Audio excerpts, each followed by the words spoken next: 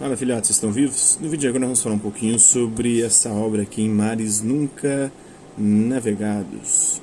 Uma espécie de, como é que eu posso dizer? Uma espécie de prosa da obra do Camões, né? Os Lusíadas de Camões, num romance ágil e moderno. Uma livre adaptação de A.S. Franchini e Carmen Sigfredo, da editora Artes e Ofícios. Essa obra aqui, ó. Clássico da literatura mundial, Os Lusíadas, poema épico escrito por Luís de Camões há mais de 400 anos, a leitura tão obrigatória quanto complicada. Carmen Sigfredo e A.S. Franchini vertem para o português de hoje esse importante livro, da mitologia também portuguesa, né? E que formou, de certa forma, que ajudou a formar a cultura e a própria mitologia brasileira, porque tivemos influência de Portugal na colonização, né? Vertem para o português esse importante livro, transformando o poema camoniano em um romance ágil e fascinante, estendendo assim uma ponte entre os jovens leitores e essa obra-prima da literatura mundial. Camões, que é um dos maiores escritores da língua, maior talvez, junto com Fernando Pessoa, da língua portuguesa. Estes homens, apesar de pertencerem a um pequeno país, conseguiram se apossar ao longo dos anos de todas as terras banhadas pelo rio Tejo. Além disso, enfrentaram os poderosos mouros, os muçulmanos, derrotando também os seus vizinhos castelhanos, os espanhóis, né? Em todas as disputas que tiveram.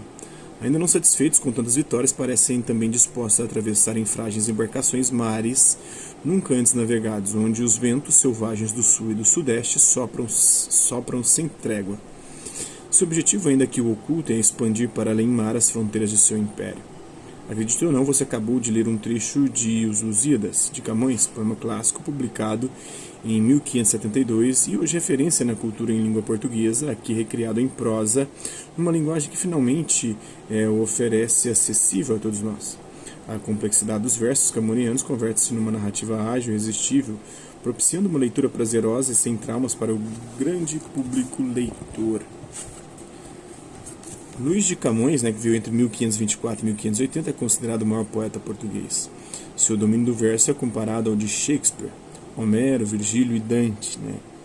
Homero e Virgílio, Virgílio com Eneida, Homero e Hesíodo, são os dois grandes escritores da mitologia grega. O Dante, da mitologia italiana, o Shakespeare, não da mitologia, mas do teatro inglês. Escreveu quantidade considerável de poesia lírica e drama, mas é mais lembrado por seu trabalho épico, sua epopeia, Os Lusíadas. A influência da sua obra é tão profunda que o português é conhecido como a língua de Camões. Carmen Sigfredo nasceu em 1956, é bacharel em letras e tradutora. A.S. Franchini nasceu em 1964, é formado em direito e também trabalha com tradução. Juntos traduziram Ambrose Bierce, Robert Stevenson e Charles Dickens, entre outros. Pela Artes e Ofícios são autores dos livros O Anel dos Nibelungos, Beowulf, Fura Nórdica, Gilgamesh, as melhores histórias da mitologia africana, as melhores histórias da mitologia hindu, além de terem organizado uma seleção de pensamentos de Fernando Pessoa, publicados pela Artes e Ofícios, editora, sob o título A Quintessência do Desassossego. Cara, são muito bons esses dois autores, esse casal aqui, Vamos ver agora um pouquinho da obra em questão. Um trecho aqui do falso piloto e dos dois condenados. O capitão, confiando ainda em seu piloto, virou imediatamente as velas naquela direção. Esta ilha, que se ligava ao continente por um pequeno estreito, mostrava-se principalmente através de uma cidade com grandes e imponentes construções, que de longe se avistavam. Essa cidade Mombasa, disse o piloto, apontando em sua direção com a mão desproporcionalmente grande em relação ao braço. Vasco da Gama exultou de alegria ao se ver finalmente numa terra de cristãos. Da terra logo vieram, como da primeira vez, alguns barcos em direção às naus portuguesas, trazendo consigo uma mensagem do rei local. Este, que anteriormente fora advertido por um de seus súditos, que outro não era senão o próprio Baco disfarçado, ou Dionísio, já sabia muito bem de quem se tratavam os visitantes. O recado que os mensageiros traziam da terra, porém, era de amizade e de boas-vindas. O crepúsculo já chegara, fazendo o sol esvair-se em sangue dentro do mar, quando os botes muros encostaram nas naus portuguesas, ancoradas precavidamente em alto mar. Um dos muros disse, então, após embarcar: Valente capitão, que cruza sem medo os mares incertos de Netuno, O rei que governa esta ilha está tão feliz com a sua vinda que deseja recebê-lo da melhor maneira possível, provendo as suas embarcações de tudo que achar necessário. Vasco estranhou um pouco aquela ansiedade toda de um rei que sequer conhecia. Ele, na verdade, já teve notícias de sua bravura que corre de boca em boca por todos estes mares, explicou Mouro. Pede por isto que sua frota adentre, sem temor, a barra, para que todos possam se refazer da exaustiva viagem e, se quiser, pode aproveitar para adquirir as melhores mercadorias do Oriente, completou o mensageiro, fazendo-se ainda mais amável. Temos em nossos bazares especiarias e pedras preciosas que encherão de tal modo seus olhos que não precisará buscar, em lugar algum, outras mais esplendorosas. O capitão, que estava pouco interessado em pimentas ou rubis, agradeceu, no entanto, as palavras do lacaio, respondendo-lhe no tom cordial mais firme. Façamos assim, meu bom lacaio, como já anoitece e a escuridão torna cada vez mais difícil o atraque dos meus navios.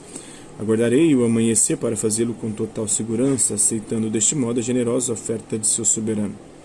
O comandante português aproveitou a ocasião para perguntar ao mensageiro se havia mesmo cristãos na ilha, conforme lhe garantira o piloto. Sim, a maioria dos habitantes daqui são, de fato, cristãos batizados, o que o senhor poderá confirmar amanhã após seu desembarque, garantiu o mensageiro. Vasco da Gama teve então uma brilhante ideia que daria maior garantias a si e a sua tripulação, evitando o risco de terem de desembarcar numa terra estranha, baseados apenas nas palavras do Mouro, que podia ser afinal tão traiçoeiro quanto os de Moçambique. Imediatamente mandou chamar 2 homens, 2 condenados que estavam encarregados de realizarem as operações mais arriscadas da missão em troca do perdão de seus crimes. Seu plano era fazer com que ambos fossem com os mouros em terra e lá passassem a noite, inspecionando tudo, dando-lhe no dia seguinte um relato exato de tudo o que visse.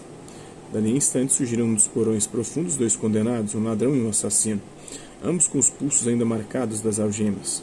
O comandante deu suas instruções e eles pareciam muito surpresos com tudo, desde a luz do dia até a sua inesperada missão. A noite ainda não caíra de todo assim quando os 2 criminosos viram-se navegando nos botes em direção à misteriosa ilha, em meio a uma gente feia que falava uma língua de hereges. Levavam consigo 2 adagas para sua própria proteção e também alguns presentes que Vasco da Gama enviava ao monarca destinados a comprar-lhe a amizade. O assassino espantado estava certo de haver morrido de fome no porão e julgava estar atravessando o Rio da Morte. O rio Styx, né? Em direção ao inferno. O Caronte, né? Que atravessa as pessoas até o Tártaro. O ladrão, contudo mais prático, aproveitara a distração dos demais para surrupiar do pequeno baú que levava no colo um precioso anel de esmeralda destinado ao soberano de Mombasa. Deixe estar que o rei de Chalassa já tem anéisinhos demais, sussurrou baixinho, feliz com o prêmio e com a perspectiva de conhecer um palácio. Aquela maldita viagem estava começando a ficar muito interessante, afinal. Os 2 condenados, um resto de luz do longo crepúsculo, tornava o dia ainda suficientemente claro quando os 2 condenados, o ladrão magro e o assassino gordo, desembarcaram em Mombasa com seus anfitriões, escoltando adiante e atrás. Os 2 facínoras, transformados subitamente em embaixadores do Ocidente, pareciam vaidosos agora de suas novas e elevadas funções.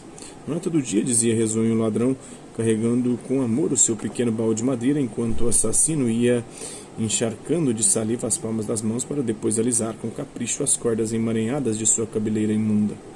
Apesar de um pouco receosos, os 2 caminhavam pelas ruas estranhas, observando tudo com seus grandes olhos de sobrancelhas grossas a luzirem de curiosidade.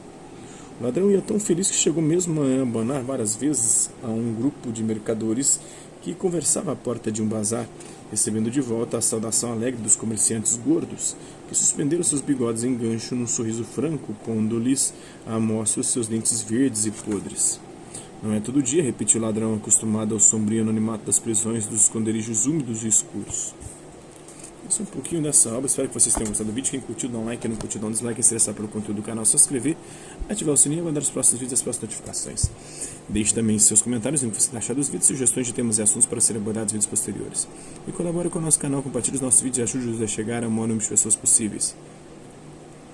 Gostaria aqui de agradecer aos 475 inscritos do nosso canal. Tá perdendo inscrito aí. Chegamos a 477, agora estamos com 475, talvez pela quantidade de vezes que eu tenho postado aí. Mas eu quero agradecer aqueles que ficam, né, aqueles que gostam do conteúdo, aqueles que gostam de literatura clássica, que gostam dos meus comentários políticos, gostam também dos meus posts sobre ciências humanas de forma geral, filosofia, sociologia, ciências sociais, antropologia, ciência política, sobre também história, geografia, geopolítica, sobre psicologia, sobre parapsicologia, sobre religião. São os temas aí que eu gosto bastante de abordar, sobre teologia, né? Esses 475 inscritos, agradecer também aqueles que eram outro por conta de um conteúdo ou outro passam por aqui, deixando sua visualização, seu like, seu dislike, seus comentários, aqueles que compartilham os nossos vídeos, compartilham o nosso canal, seja aqui nessa plataforma, no YouTube e outras redes sociais. No mais, é isso aí. Hasta la vista, babies, até a próxima.